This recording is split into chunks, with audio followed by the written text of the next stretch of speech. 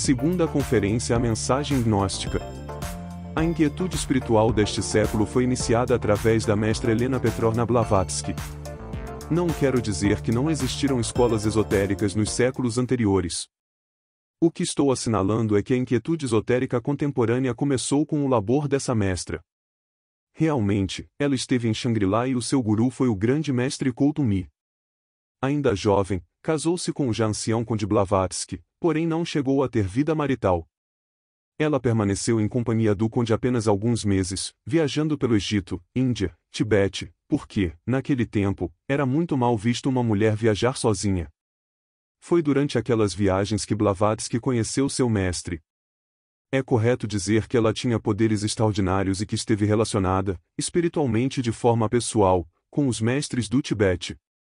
Escreveu obras notáveis tais como A Doutrina Secreta, Isis Sem Véu, A Voz do Silêncio, etc. Blavatsky teve que suportar terríveis sofrimentos ocasionados, precisamente, pela dificílima missão que lhe foi encomendada, a de convencer os céticos aos quais demonstrou seus notáveis poderes psíquicos. Ela motivou o inglês Sidney e o mestre Koutumi a estabelecerem uma importantíssima correspondência. Em certa ocasião, após uma solicitação de Sidney, o mestre Koutumi respondeu: "Estás seguro de que, depois de visitar-me, não perderás o interesse que tem por minha correspondência?" É assim que conhecemos a sapiência dos mestres.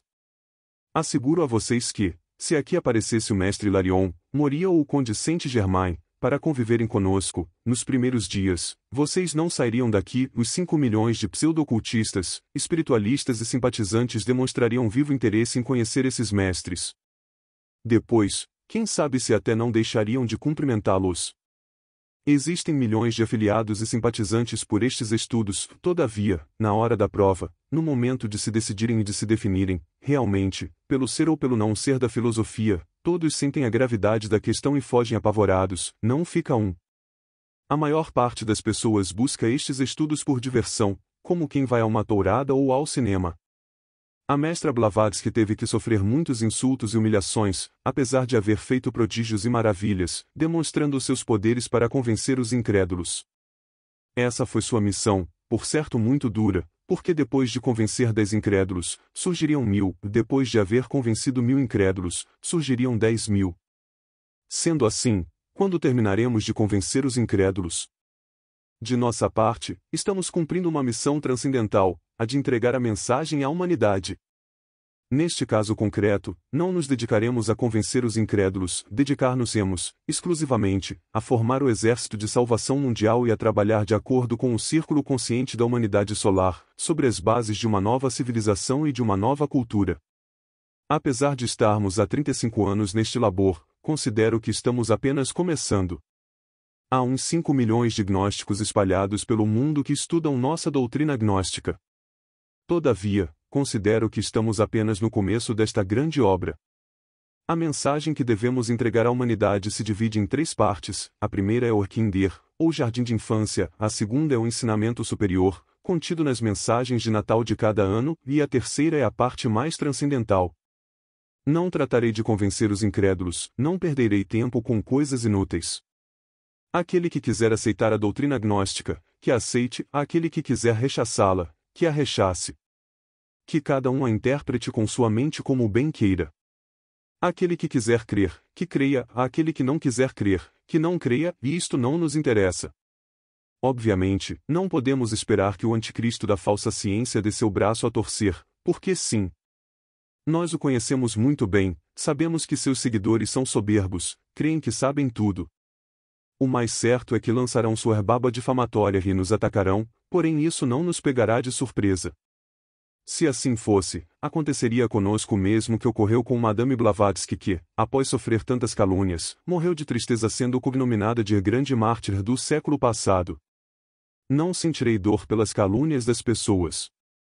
Não sou mais por me elogiarem, nem menos por me insultarem, sou sempre o que sou. De maneira que, se dizem algo, que digam; se não dizem, que não digam. Somente uma coisa me interessa: entregar a mensagem, isso é tudo. Falamos assim, apoiados na experiência. Poderíamos fazer muitas demonstrações, mas não teriam valor. Tentar convencer os incrédulos é um grande erro. Isso foi, precisamente, o que levou à morte Madame Blavatsky.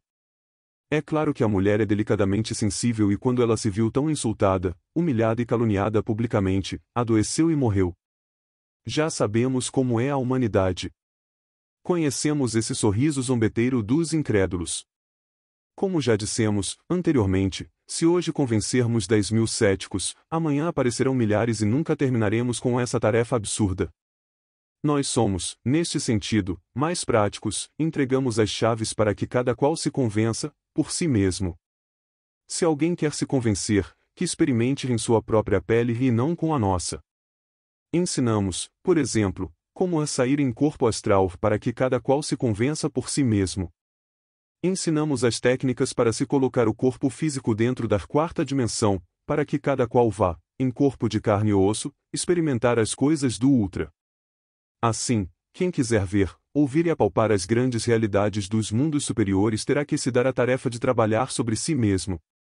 Entregamos os segredos do grande arcano e também a doutrina gnóstica escrita em muitos livros espalhados pela Terra. Estamos realizando o trabalho encomendado pelo Círculo Consciente da Humanidade Solar, o de formar um movimento gnóstico, que será cada vez mais poderoso. São milhares de pessoas que estudam nossos livros e se multiplicarão muito mais no futuro. Empreendemos uma grande campanha publicitária na América Latina, Estados Unidos, Canadá, Europa, América e Ásia. Enviamos missionários para todas as partes divulgando a gnosis nas universidades, casas culturais, emissoras de rádio e de televisão e casas de família. Além disso, fundamos institutos onde se estudam os grandes mistérios e os aspectos científicos do cosmo infinito. Propomos-nos a criar o Exército de Salvação Mundial. Que existem reacionários. É verdade. Vocês sabem que há muitas falsas escolas esotéricas ou ocultistas, que continuam fiéis às teorias do passado e de forma alguma aceitam algo novo. Precisamos deixá-los em paz com seus projetos antiquados e rançosos. Somos revolucionários, e os reacionários não poderão estar conosco. Nossos ensinamentos gnósticos são para aqueles que aceitam a revolução da consciência. Necessitamos desintegrar o ego, necessitamos fazer com que os agregados psíquicos sejam eliminados totalmente e assim possamos nos libertar do erro e da dor. Porque realmente, o animal intelectual chamado equivocadamente de homem, só tem essência, o material psíquico que nada mais é do que uma fração da alma humana, um humano é superior da teosofia. Em outras palavras, o humanoide ainda não possui alma. Em todo caso, o mais importante na vida do ser humano é transformar-se em um homem de verdade, em um Chamberon ou seja, em um sábio, em um santo, no sentido mais completo da palavra. É claro que, para ser sábio e santo, é necessário morrer dentro de si mesmo porque de outra forma é impossível converter-se em um Chamberon. A tríade mortal, Atman Buddha e Manas está citada em muitos textos sagrados, mas quem a encarnou? Foi necessário no passado que muitos iniciados não revelassem toda a verdade. Era necessário falar naqueles termos para despertar o interesse do público. Talvez as pessoas tivessem rejeitado a verdade que o ser humano ainda não tem encarnado a sua alma humana e que tem apenas uma fração de alma encerrada dentro do ego. O Dr. Rudolf Steiner, em 1912, profetizou que chegaria um ensinamento do tipo superior. É óbvio que isso já está acontecendo.